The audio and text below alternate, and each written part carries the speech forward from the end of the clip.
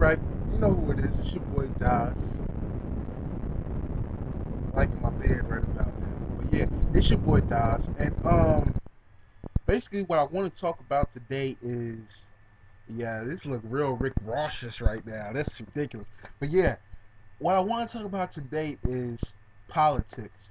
Small town politics to be exact. Now, I didn't mention this, but last week I got a ticket for my window tints on a car that I've had for about 4 to 5 years. I bought it. It had tints in it. I got pulled over for my tints. I thought they were state regulation. They weren't. He said they were 19. So okay, they're 19. He gave me a ticket for 445. $445 for some colored windows. I thought that was a little excessive. I thought it was bullshit. Uh, one reason I thought it was bullshit is because I didn't get a warning. Now I know it's not necessarily procedure or standard protocol to give a warning, then give a ticket for tents, but it's the neighborly thing to do. Most of us, I live in a small town, you know what I'm saying? Most of us, we live right down the street from each other. You've seen me almost every day for the last 4 to 5 years driving that car. You, different other cops, different cops that no longer even work there, they've seen me driving that car. And yet, all of a sudden, you get a little tentimeter, and now I have to pay $445 for tents. $100 if I get rid of the tents and let him inspect the car to make sure all the tents are gone. Why? It doesn't make any sense to me. Why didn't I get a warning? You know what I'm saying? 4 to 5 years. We live in a small town. All the cops that work in my town, mind you, we only have like about four. All of them live around the corner, down the street, maybe like 4 or 5 miles away from where I'm filming this right now, my house. You know what I'm saying? We see each other every day, whether they're in uniform or whether they're in their street clothes. We pretty much see each other every day. Now, just a few minutes ago, my uncle just got a ticket for his tents on his truck, $445. Now, my uncle is not young. You know what I'm saying? I would understand. I don't understand. It's hard to explain. I understand that when it comes to things like tents and car stereo volumes and stuff like that, you know, the bass booming out your trunk, as they like to say in Atlanta, booming out your trunk. Trunk got the trunk on wham, cuz got the trunk on slam, cuz. But you know what I'm saying? Like, I understand that. I understand, you know what I'm saying, that younger people will be a better target for that because we're young. Duh. I'm not saying it's right. I don't think it's right at all. But we're more of a target because we're young. Now he pulls him over. He checked the tents. I'm looking at the tents. I'm like, these tents have to be lighter than mine because mines were dark. I can't front. They were dark. You know what I'm saying? I still think I deserved a warning, but they were dark. And I'm like, damn, his tents gotta be darker than mine. So he puts a tentimeter up on the thing, and it shows that my uncle's tents are 10.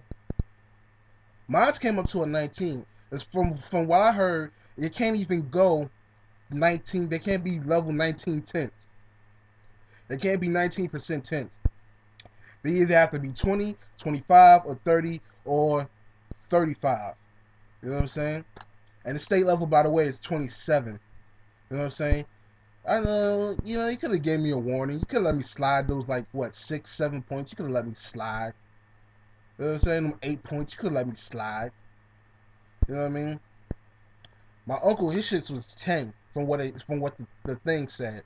I don't know if it has to do with the fact that it's a cloudy day or anything like that, but I looked online and it shows that the way they use it is they put the centimeter up and how much light comes through the tent is how they measure it. That's where you get the percentage from. But my point is, we all live in a small town. Is my town broke? Do you really need $100 from us? And that's what it is. They'll lower your price to $100 if you take out your tents or you switch your tents. Do you really need $100 from us? Are you that thirsty? And I'm not the only person he's pulled over. My uncle is not the only person he's pulled over. I've seen him pulled over at least 5 people since I got pulled over.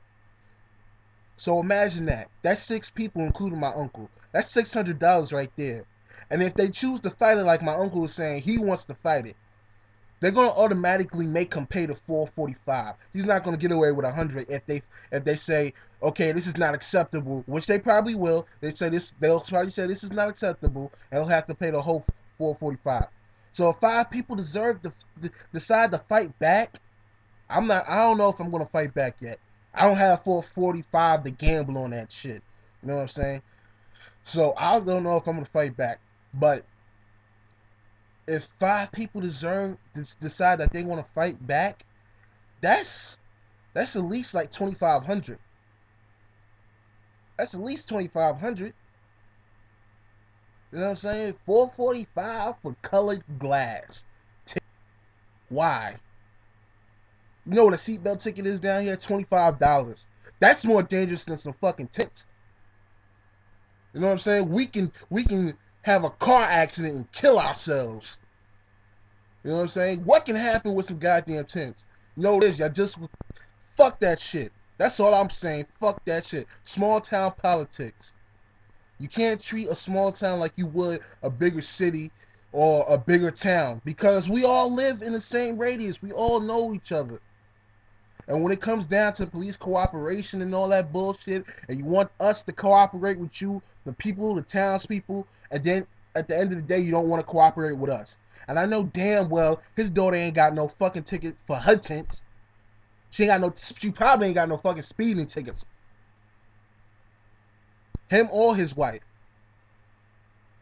And that's bullshit. I see them plenty of times and speeding through town for no fucking reason whatsoever. Just doing it because they late to lunch. Bitch, what type of shit is that?